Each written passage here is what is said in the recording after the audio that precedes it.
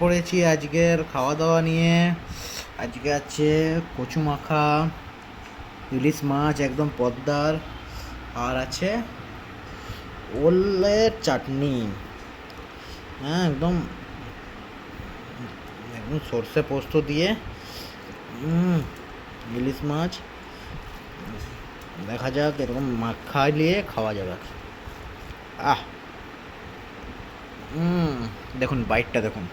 আহ হুম।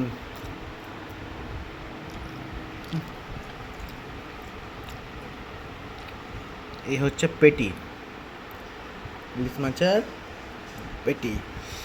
আহ কি ফ্রেশ দেখুন। হুম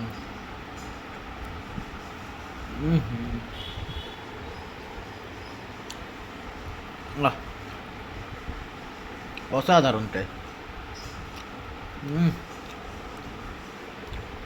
এবার কচু মাখাটা একটু খাওয়া যাক, দেখি এমনি খাই। হুম, কচু মাখাটাও ভালো হয়েছে।